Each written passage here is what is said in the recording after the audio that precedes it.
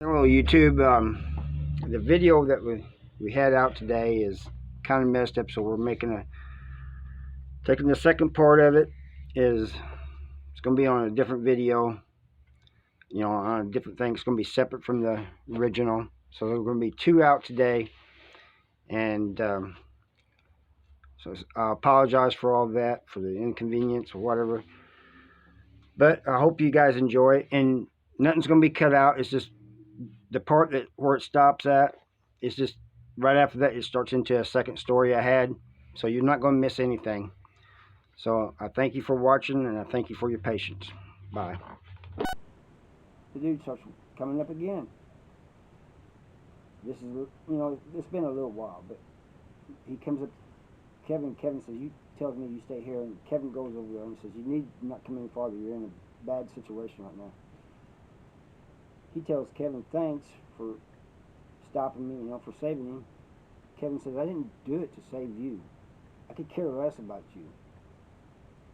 But I don't want my partner getting another case." And, I hear all this, and Kevin's just like almost yelling at the guy.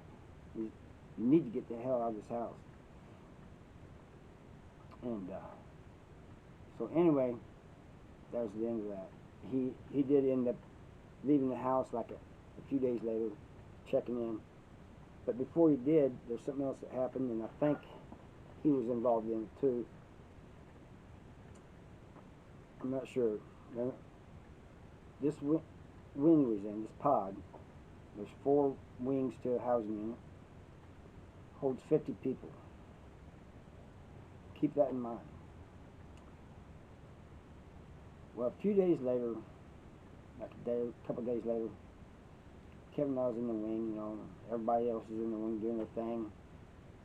And this guy comes up to me and says, "Hey, I loaned Philip my Stinger and he won't give it back." I said, "Well, every hour they had a window, a 10-minute window. You either come out or you stay in. And you can go and do things in that 10 minutes, but then after 10 minutes you had to close your door." I said, "When they pop the doors to the next window, you go in there and get your stuff. Get your Stinger." And he goes, "Oh, I just want him to give it back." I said, "Are you scared of him?" I said, "You let him take this from you, and he's going to continue, other people are going to see this. They're going to prey on you." And he goes, "Can you just ask him?" I said, "No." "No," I said, "I'm not. It's not my job. You got to handle that." So I'm making raps, and the when I come back around, Philip, the guy who had the Stinger, says, "Hey, Harvey, come here." So I go over there. He goes, "Are they about ready to pop the doors?" He said, "It looks like it's 7 o'clock now." I said, "Yeah, it should be any time." And just jokingly, kind of laughing, I said, "Are you coming out to give it dude's Stinger back?" He goes, "I'll give you his Stinger back when he snaps." He said, "I'll give him his Stinger back when I feel like it." I said, "Look, this is between you and him. Don't snap on me. I'm not one of these soft dudes running around here. We can do this now. I'll come in your cell and we can do this now when they pop the doors." And I said, "But I was just making a comment. I don't care if he comes and gets your stuff. I don't care if you keep him and tell him he's beat. I don't care. I was just making a comment. But don't treat me like one of these lames around here." And so I continued walking.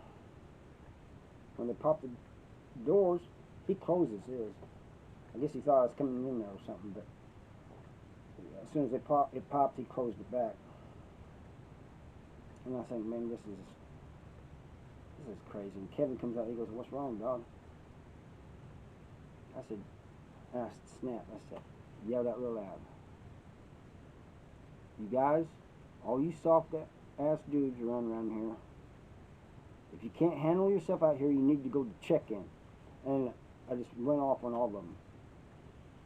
I said, all of you are snitches. You're afraid to get your property back. You belong to something, you know, and you go to somebody else for help. I just went off, you know. And so anyway, the next day, about 9:30 in the morning, I get called to the caseworker's office. I go back there, and there was a sergeant and a caseworker, and they said, "You want to tell us what's going on?" I said, "What do you mean?"